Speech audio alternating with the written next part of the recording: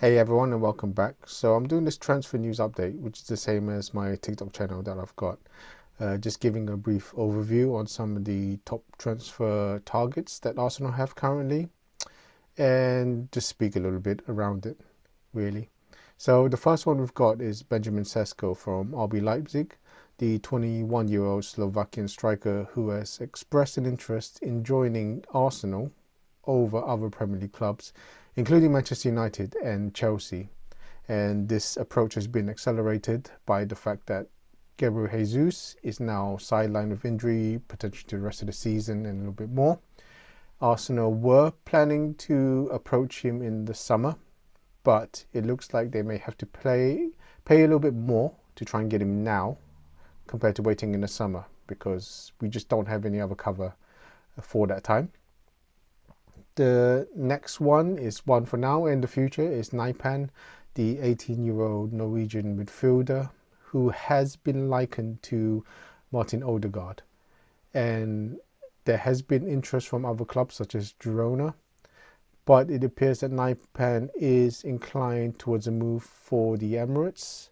And it was reported that he was in London the other day as well, speaking to representatives from Arsenal, along with his representatives as well. In terms of outgoing, we have Zinchenko still being linked to Atletico Madrid. The Ukrainian left-back has fallen down the pecking order at Arsenal, with Calafiori coming in and Miles Lewis-Skelly now stepping up. Atletico Madrid has shown interest and discussions are ongoing.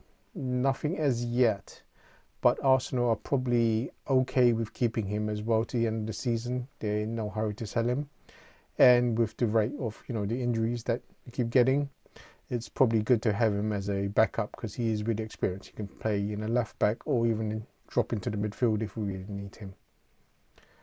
Another one that's been reported, which is quite an exciting one, is Nico Williams, who has a $15 million release clause, and Arsenal have reported to be interested in the Spanish winger to cover both flanks, so that's Martinelli and Saka on the left and right. He's not a striker that everyone's been asking for, but he's probably good enough to provide that cover and allow someone else to drop into the striker position. Maybe someone like Martinelli would be good to see him up front. Another one, which is highly controversial, is the rumours around Isak from Newcastle. Despite him saying that Arsenal would be a dream signing for himself, Newcastle are in no hurry to sell him. They have the money, they're not desperate. He's got another 3 years left on his contract. He is only on 120k, so if Newcastle don't give him a new contract, then there may be some kind of upset around him in terms of wanting more money, and probably a move away is probably the best bet for him to get that more money. But like I said, he's still got 3 years on the contract, so there's no rush for Newcastle to sell him. Another one which has been going on for quite a while as well is Matheus Cunha, who has been linked from Wolves to Arsenal. There was reports that he was going to sign a new contract with Wolves, but nothing has come from that at the moment. And maybe he's just waiting to see how it all plays out. But if Arsenal bid for him, I'm pretty sure Wolves, if he's unhappy, may just let him go and cash in on him.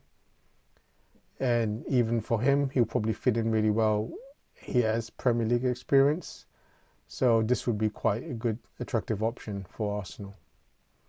And the last one, which has in the last couple of days been circulating quite a bit, is Ollie Watkins, the 29-year-old striker from Aston Villa. However, in the last day or so, it's reported that John Duran is probably moving to Saudi Arabia. So in terms of the appetite for a move and for Villa to cash in on him is probably very low, because they've just got 70 million for John Duran. And how are they going to replace both strikers, especially if they're fighting for top four and they're in the Champions League last stages as well? If they sell Watkins, they're going to have to get someone else in the next 2 days to replace him, which is quite unlikely. So yeah, so that's it. So let me know what you think in the comments, and what are your opinions on the transfer so far. You haven't really signed anyone, but who would you like to see come in the club to strengthen the squad?